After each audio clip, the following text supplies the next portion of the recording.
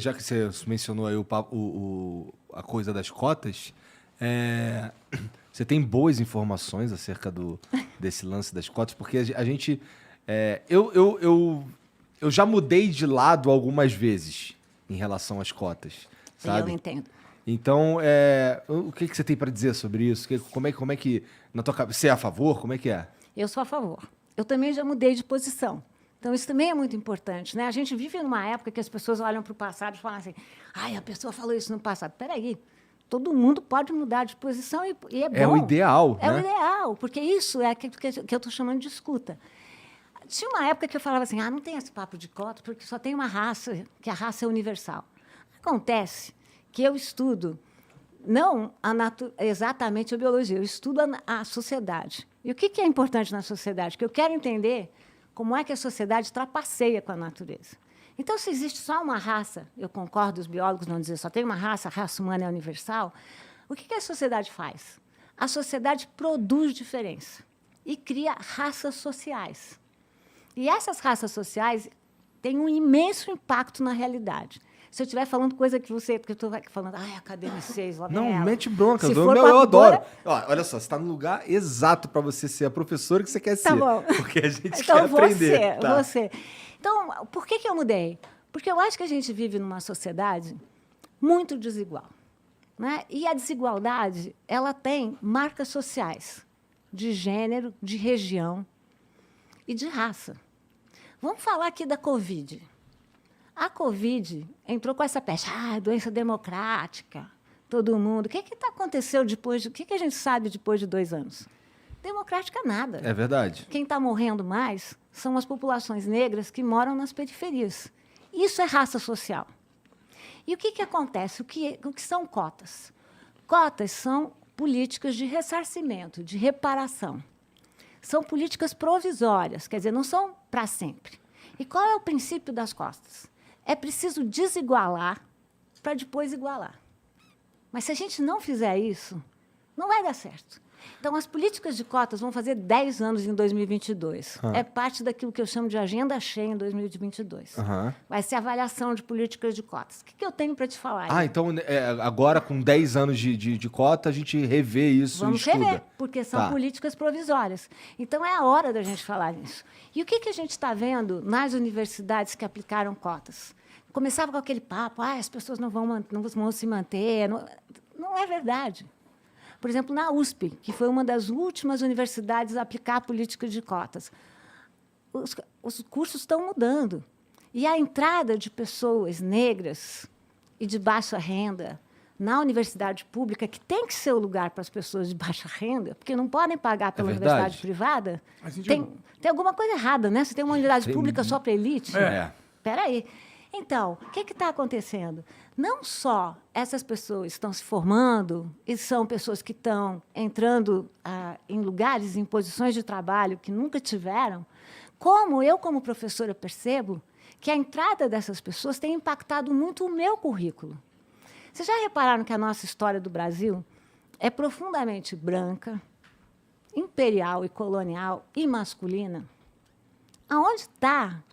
Nós vivemos num país que, se a gente usar os critérios do IBGE e colocar juntos as pessoas pretas e pardas, 56,4% da nossa população é negra. E onde estão essas pessoas na nossa história? Elas não existiam? Existiam. Mas é que a gente está falando tanto de história, todo mundo acha que historiador lembra. Historiador esquece também. E a gente silencia. Então, a gente tem que parar de silenciar sobre essas populações. Então, vamos lá, vou resumir. A entrada de alunos negros, pelo menos na minha universidade, fez com que eu repensasse o meu currículo. Por que todos os pensadores são brancos? Entendi. Deu para sacar? Entendi. Então, eu sou muito a favor.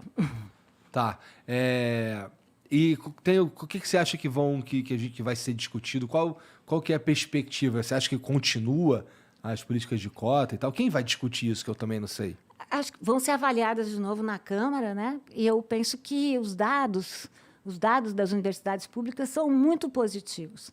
tanto dados de que, como não teve evasão, um dos grandes medos é que as pessoas não pudessem cursar, as pessoas estão lá, e tanto os dados de pleno emprego, aonde essas pessoas se localizam agora. Mas qual o funil que a gente tem que melhorar? Por exemplo, o corpo discente está aumentando, né? Ficando mais plural. O corpo docente, os professores, ainda são muito brancos. Então, a gente tem que melhorar essas políticas, mas, na minha opinião, a gente tem que passar, porque esses 10 anos foram bons? Foram bons. Foram suficientes para a gente ter paridade? Se pensar que 56,4%, vou repetir, por cento da população é negra? Não. Então, a gente tem que melhorar. Mas isso talvez não mostre uma ineficiência do programa de cotas? Se a gente tem há 10 anos, ele não mudou a realidade do Brasil nesse sentido? Tipo... Mudou. Mudou? Mas não mudou o suficiente. É que eu quero mais. Entendi. Sabe? É que eu entendo. Fala. Eu acho que, no final das contas, se tiver cotas ou não, eu acho que, tipo, se tiver, não vai fazer um mal à sociedade de alguma forma, eu acho. Talvez impeça pessoas que entrariam na faculdade, mas por causa das cotas elas não... E talvez elas se sintam lesadas nesse sentido. Esse é o maior problema que eu posso ver, assim, olhando objetivamente. Só que a gente, se olhar na questão que as cotas se propõem a fazer, que é diminuir a desigualdade social das pessoas negras e tal, eu não sei se isso, nesse quesito, é o certo, entendeu? Muito porque, primeiro que existe uma concepção errada de que todo mundo tem que fazer faculdade, tá ligado? Eu acho que, hoje em dia, cada vez mais a faculdade, ela... Para muitas profissões se torna algo que não é necessário, entendeu? Algumas outras eu acho necessário, medicina, blá, blá, blá. Mas existem outras oportunidades de emprego que se surgem cada vez mais sem que uma pessoa precise ter a faculdade, entendeu?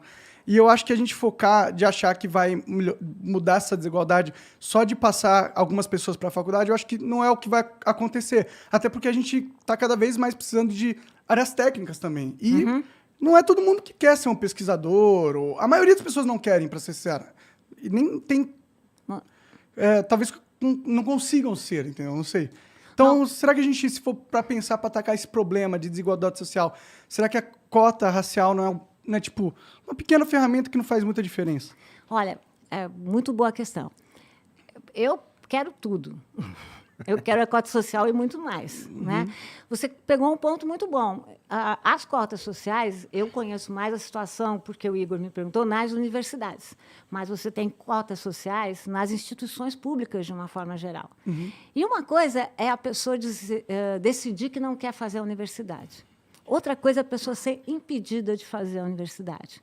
Por exemplo, na USP, quando nós tiramos a cota de R$50 para se inscrever no vestibular, você não sabe como mudou o perfil das pessoas que se inscreveram.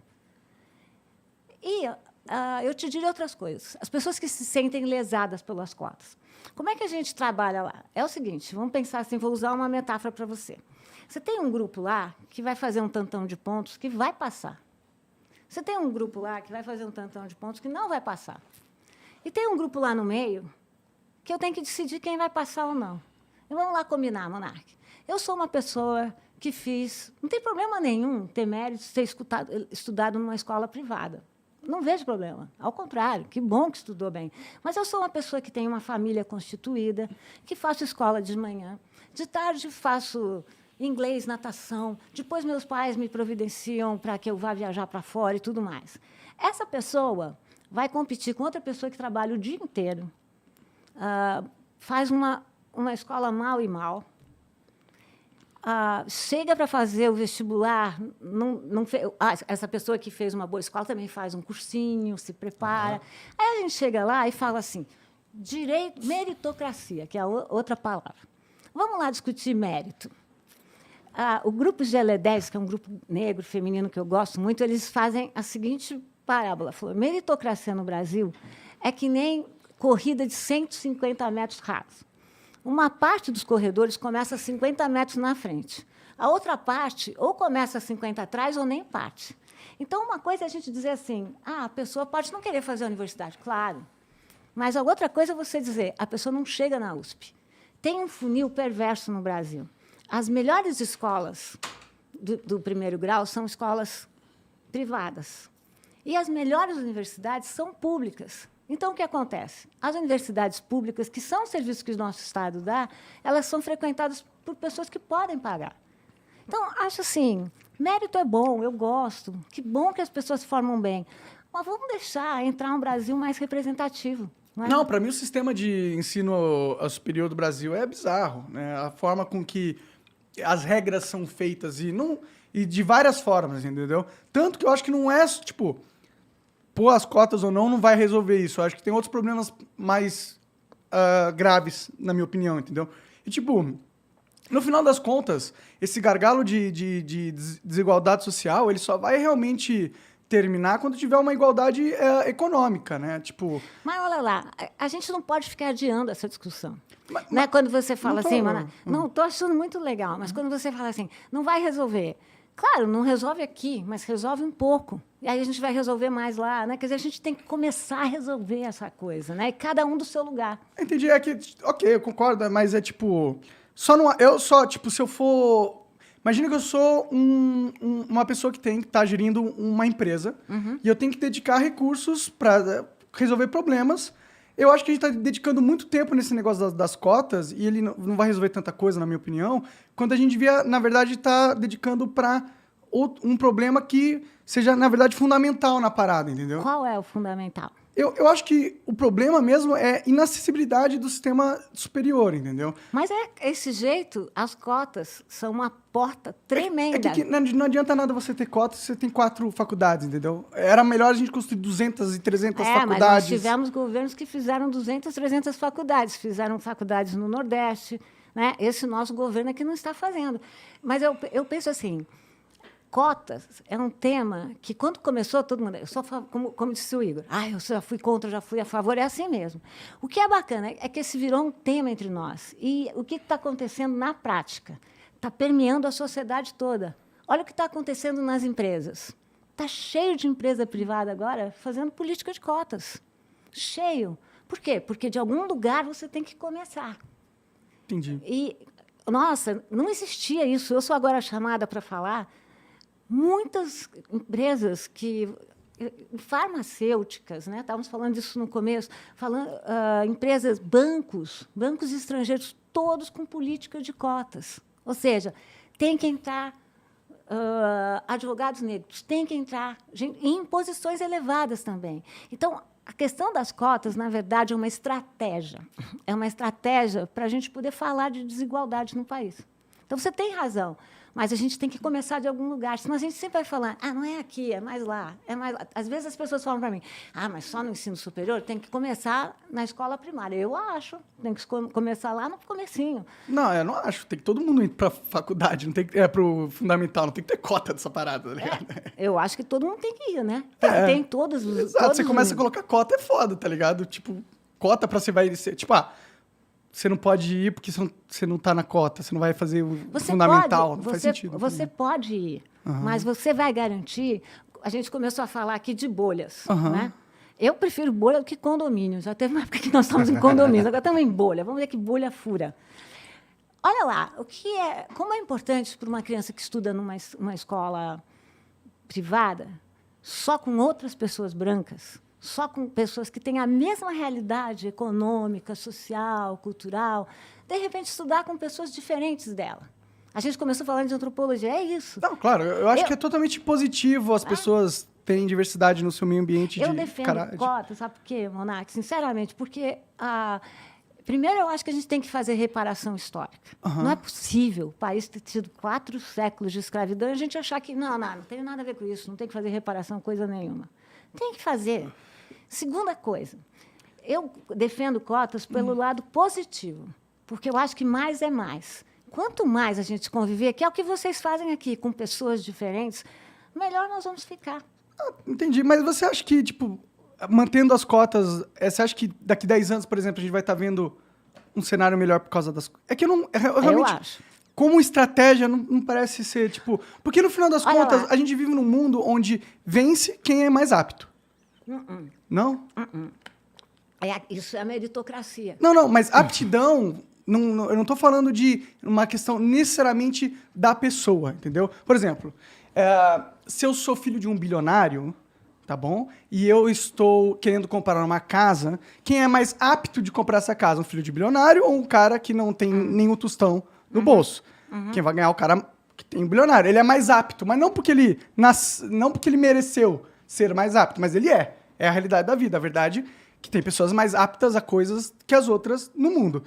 E isso nunca vai mudar, esse fator, entendeu? As pessoas... gente tem que colaborar para mudar. Eu já falei que eu sou... Mas não, a gente não pode... É que, tipo, a gente se beneficia... Vamos falar em uma geração. É que a gente se beneficia... Pode parecer ruim, tipo, que um bilionário, só por ser bilionário, filho do bilionário, tenha nascido com poderes incríveis, só por ele ter nascido... Eu não acho problema. Não, ele pode parecer ruim, mas é que, na verdade, tem uma parte boa disso, que é o fato de a gente permitir no mundo que as pessoas mais aptas consigam... Mas acho que você está... Desculpa, mais apto para mim são as pessoas mais capacitadas. Sim. Mas capacitadas não são só economicamente. Você está chamando de aptos só pessoas mais capacitadas economicamente. Não. Eu só quis... Esse foi um exemplo que eu usei para você Mas, então, entender que ser mais apto não significa só a questão física, mas isso, também pode incluir a questão... Mas não estou te dizendo que é só isso. Mas não isso foi é isso uma que eu quis questão dizer. de classe social. Né? O que a gente pode ver no Brasil? Desde 1988, depois da ditadura militar, desde que nós tivemos a Terceira República, como a gente chama, desde a Constituição Cidadã, o que a gente viu acontecer? Nos governos PSDB e PT, nós tivemos um incremento muito grande na educação e no ensino superior. E outra coisa importante, nós demos uma descentrada. Até então, tudo era Sudeste. Né? Quais são os resultados depois de 30 anos? Você tem elites negras, elites profissionais, elites intelectuais, que não existiam antes. E isso vem da onde? Do impacto na educação e da política de cotas também. Por isso que as políticas de cotas... eu te dou números, Monark. Não sei se vocês estão vendo, o Monark está duvidando de mim o tempo todo, mas não me incomoda. Eu gosto de acreditar que essas pessoas negras, elas tiveram um papel na ascensão delas, tá ligado? Elas têm. Tipo, foram elas que venceram, tá ligado? Mas não foi porque elas conseguiram a cota. Tá mas ligado? não é, cotas não é isso. Você tem a cota e aí você tem que vencer. Sim, porque então, ninguém eu acho vai que... te dar nada. Eu sou professora na universidade. As elites negras, elas agora são elites porque elas foram mais aptas, porque elas venceram. Não, porque isso está me parecendo darwinismo social.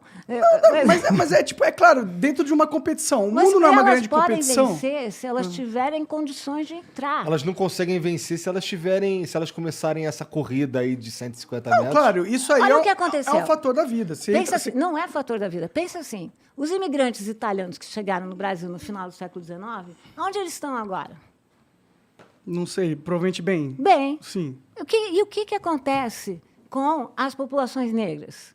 É porque são incapazes? Não, sempre lutaram, sempre existiu ativismo negro, mas tem impedimentos que são impedimentos políticos, sociais e econômicos. Nesse ponto, eu concordo com você. E é disso que a gente está falando. Acho que a gente pode falar também, Monark, se me permitir, de branquitude.